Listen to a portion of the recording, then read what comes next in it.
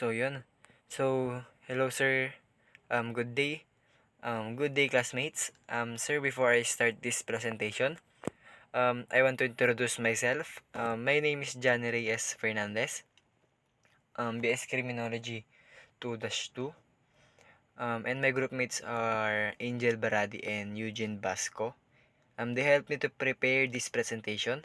So, I'll start this presentation. So, first, I will conduct a presentation about the police system of South Korea. This is the learning task number 4. So, first, this is the South Korea logo of the police system. So, the meaning of the eagle there, the eagle, a fierce predatory bird which has long dominated the ecology. It represents the reliable search and rescue capability of South Korea. So, yan. Ito yung logo niya, sir. So, ang motto ng kanilang police system is Proud Republic of Korea Auxiliary Police. You are the future of Republic of Korea. So, this is the motto of their police system. So, next, the overview of their police system. So, country, South Korea. Police agency name is Korean National Police Agency. Their motto, yan kanina, Proud Republic Korea Auxiliary Police. You are the future of Republic of Korea. So the ranks, the highest rank is Commissioner General, and the lowest rank is the Auxiliary Police Officer. So their estimated strength as of 2010 is 101,108. So their type of law enforcement are centralized. So makikita natin siya mamaya. Yung flow ng topic natin, yung South Korea. So, next, yan, short details about South Korea. Dito natin malalaman yung mga kung gaano ba sila kalakas. So, ito. South Korea,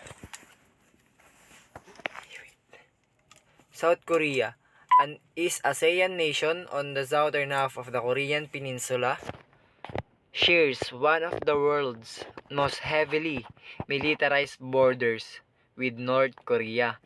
It's equally known for its green hilly countryside dotted with cherry trees and centuries-old Buddhist temples, plus its coastal fishing village, subtropical islands, and high-tech cities such as Seoul. So, ang kanilang president as of now is si Moon Jae-in. So, Moon Jae-in is the current president of South Korea. Having taken office in 2017, he previously served as Chief of Staff to then President Roh Moo-hyun. Ayan. So, ang capital ng South Korea ay Seoul. So, ayan. That is the short details about South Korea. So, next, the type of law enforcement. The type of law enforcement, South Korea has a relative unified and integrated approach to law enforcement. For example, the National Police Agency provides all general policing services throughout the country. Due to the unitary system, local police organizations are directly under the NPA or the National Police Agency. So, therefore, they are centralized. So, the estimated strength as of 2010 pa lang to guys, 101,108. So, as of 2010. So, how much more ngayong 2020? So, triple siguro na pang-apat na beses pa siguro na nadagdagan yan. So, next is the short history. The short history of South Korea. Ancient Korea by 4,000 BC, there were Stone Age farmers living in Korea. By 1000 BC, they had learned to use bronze. By about 300 BC, they had learned to use iron to make tools and weapons. At first, Korea was divided into tributes, but eventually organized kingdom emerged. There were three of them: Goguryeo in the north and Silla and Baekje in the south. So, according to the legend, Silla was founded in 57 BC by Bakhyokjeos. Jumong founded Goguryeo in 37 BC and Onjo founded Baekje in 18 BC. In reality, the three kingdoms emerged later between the 2nd and 4th centuries AD. These are kingdoms were heavily influenced by the Chinese civilizations. So, hindi ko na siya babasahin lahat. So, the short history about South Korea. So, as the habang abante yung panahon, may mga nadidiscover sila ng mga bagong weapons. Meron sila yung ginagamit na parang meron silang ginagamit na chemical or bagay, kunyari bronze. Meron sila yung meron silang nadidiscover. Yun guys. So yun yung andi dito. So next is the organizational structure of South Korea. So yan. First one is the president. Under this president, the office of the president, we have board of audit and inspection, the National Intelligence Service, Korea Communications Commission. So under this, we have the prime minister. Under the prime minister, we have prime minister's office. Under this prime minister's office, we have Ministry of Government Legislation, Ministry of Patriots and Veterans Affairs.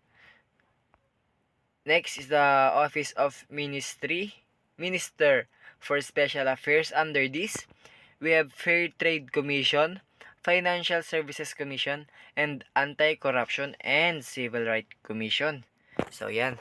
So, under the Prime Minister, we have the ministries. First, the Ministry of Strategy and Finance.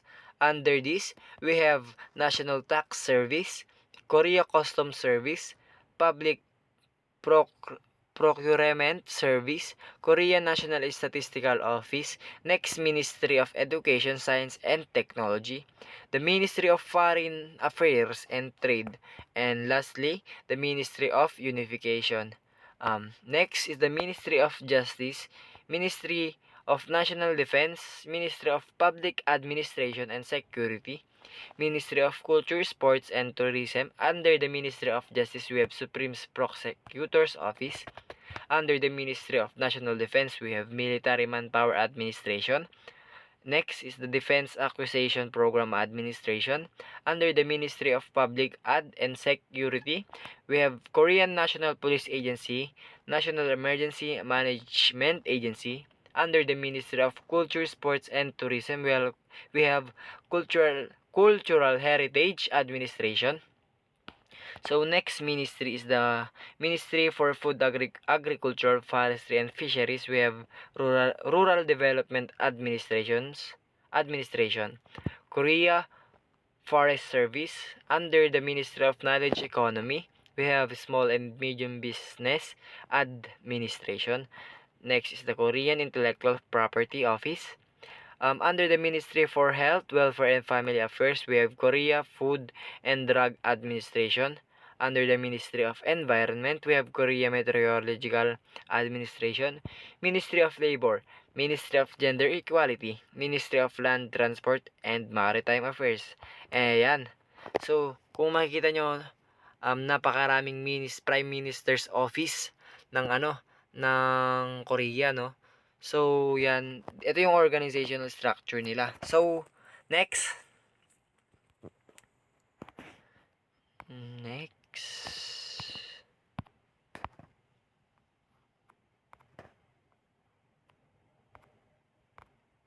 Okay, next. Ang ating susunod ay kung paano nila nire-recruit. The recruitment. So, all males except for small percentage of individuals considered physically or socially undesirable for military service could be drafted into army. in 1990, there are 407,000 males 19 years of age who were required to register for military service. So, parang ano din sa Pilipinas din, kailangan makapasa ka muna ng military service. Sa atin naman yung NAPOLCOM. So, approximately 9.2% of these young men were rejected for conscription for one of the following reasons: having a physical or mental disability, possessing a criminal record, being an orphan, and being born out of wedlock, or having 1% who was not a South Korean citizen. So, sabi dito, parang sa Pilipinas din, kung hindi ka natural born Filipino citizen, ay hindi ka pwedeng pumasok ng pagpupulis. At saka sa sa physical and mental, pag meron kang physical or mental disability, hindi ka rin pwedeng pumasok, just like Philippines din, ano. So, the Military Manpower Agency was responsible for assigning recruits to the Army, Navy, Marines, the Korean Argumentation of the United States Army, KATUSA, and the Combat Police Units of Korean National Police. Yan. Next, yun naman, yung firearms and weapon ng South Korea. Sigurado ako dito, guys, napakagaganda ng mga baril ng mga taga South Korea. Kasi isa sila sa pinakamabigat na bansa kung sa gera man gano'n. Isa sila sa pinakamalakas na bansa. So, let's talk about the firearms and weapons. So, yan. Next is the firearms and weapons. So, let's talk about first the South Korean K1A carbine. So, K1A carbine, kung makikita nyo naman sa picture, ano? Ayan. So, yan. Kung makikita nyo sa picture pa lang, di ba? Nakakamangha na. So, syempre, ang origin nito ay South Korea. The type of this equipment or weapon, carbine. So, the manufacturer ay isa. Sa lahat ng ipapakita kong mga rifles, firearms, ay isang manufacturer ay ang Daewoo Precision Industries. So, notes, standard issue is submachine gun. So, submachine gun siya. So, next is the K2 assault rifle. So, origin niya ay South Korea. This is an assault rifle. So, standard issue assault rifle, partially being replaced by K2C1. So, next rifle is the K3 light machine gun. So, originated from South Korea, syempre, 'di ba? Makikita nyo sa picture, 'di ba? Napakaganda, napakalakas ng baril nito. Okay, next is the automatic grenade launcher. So, this automatic grenade launcher is manufactured ni Daewoo din. So, itong automatic grenade launcher ay pwede mo daw sabi dito na nabasa ko, pwede mo daw siyang gamitin ay automatic na siyang when it comes sa mga kalaban, automatic siya na anong tawag dito? Parang makikita niya kung may kalaban ba. Yun, parang puputok siya, automatic nga, 'di ba? Automatic grenade launcher. So, next is the K5 pistol. So, K5 pistol ay parang meron din tayo ganito sa Pilipinas. Nakikita naman natin na may nakasukbit ganun. So, parang ganun lang din siya. So, next is the M6 OD machine gun. So, parang isa lang ang baril nila, pero yan, magkakaiba siya ng model. So, this M6 OD machine gun is produced under license, being replaced by K12. Yan. So, next is the K6 machine gun na naman, guys. So, more on machine guns sila. Napakalakas siguro ng mga baril ng mga to eh. So, next is the K7 submachine gun. Yan. So, next is the K12 light machine gun again. Napaka-forma, 'di ba? biruin mo na hawak ng ganyan yung mga pulis natin dito, ano. Wala na sigurong gagawa ng krimen. Ayan, next. Next is the K14 sniper rifle. So, parang yung mga ibang-iba to sa mga nakikita natin na na sniper rifle, 'di ba? Yung mga sniper na nakita natin is one shot, one kill. One shot, one kill. So, itong sniper na ito ay pwede kang pumutok ng sunod-sunod. Next. Okay, next naman natin, 'di ba? K15 machine gun again. Napaka-forma ng baril na to. So, kung makikita nyo guys, lahat ng mga weapons nila ay more on machine guns. So, madaming equipments ang Korea. Napakadami nun. So, namili na lang ako ng mga magaganda or mga models na baril. Okay, so next is the vehicles and tanks. Gaya ng mga weapons or equipments ng South Korea, napakadami rin nilang vehicles and tanks. More on tanks din sila. So, namili lang din ako. Next. Ayan. Yan, the K2 Black Panther. So, guys, ito. Kung makikita nyo siya ay well na yung pagkakagawa. Napakaganda. Napakalakas din siguro niyan. So, ito. Mas malaki na naman sa K12. The K21 Infantry Fighting Vehicle. So, fighting vehicle siya. So, it means, kahit na tamaan siya or mabomba, ganun, hindi rin siya tatablan kasi solid siguro yung pagkakagawa dito. So, next is the K131 4x4 vehicle. Oh. Sana all merong ganyang sakyan. So, yan. Next is the K312 ambulance. Napakaganda ng ambulance nila sa South Korea. Kasi, South Korea, parang nilalaanan nila ng pera or pondo ang kanilang police system. So, next is the Korean police uniform. So, the shirt of the ordinary police officer uniform will be bluish green in color with navy blue trousers.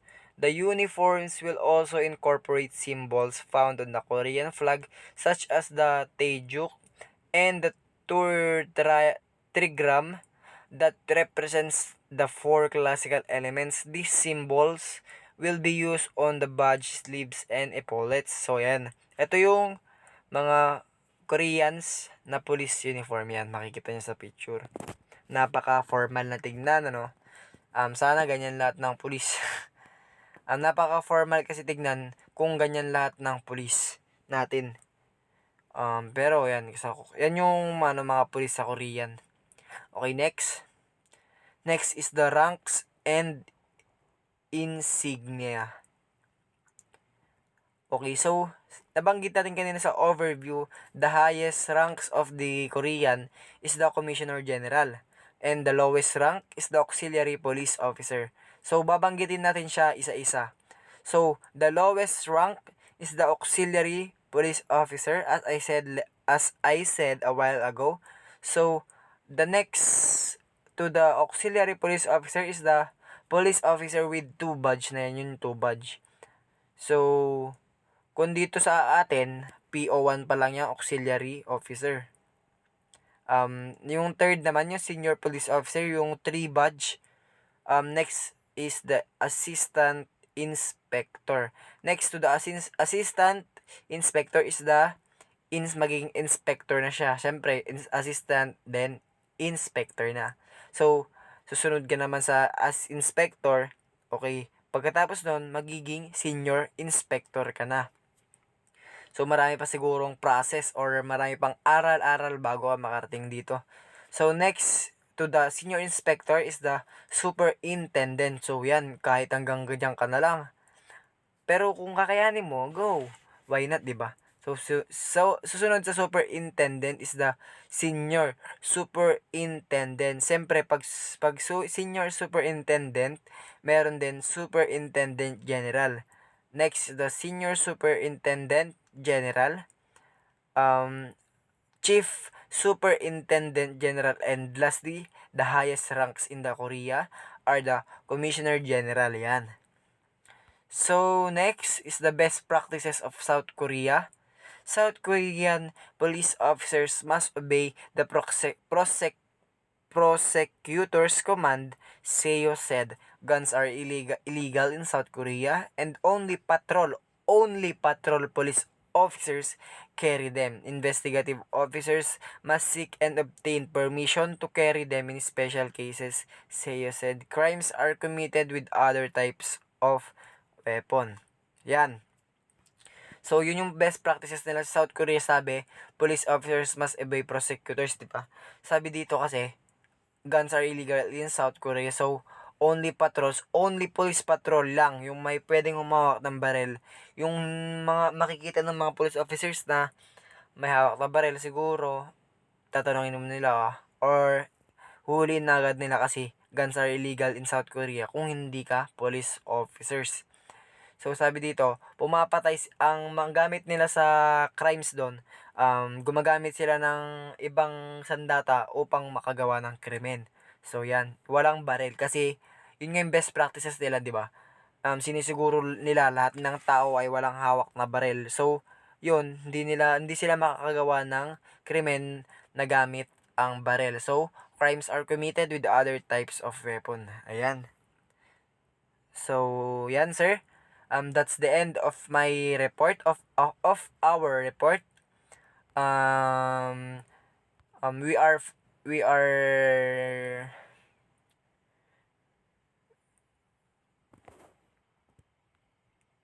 Yan, sir. So we are blessed to have these groups. We are blessed. Okay, yan, sir. So we are happy to have these reports. So my group mates helped me to prepare these reports. They are Basco Eugene Balunsat and Baradi Angel Bernabe. And I'm Johnny Reyes Fernandez Celosa. BS Criminology 2-2, sir. So ayan, sir. This is the end of my report. So good day, sir. God bless. Stay safe. Thank you, sir. Have a blessed good day. Thank you, sir.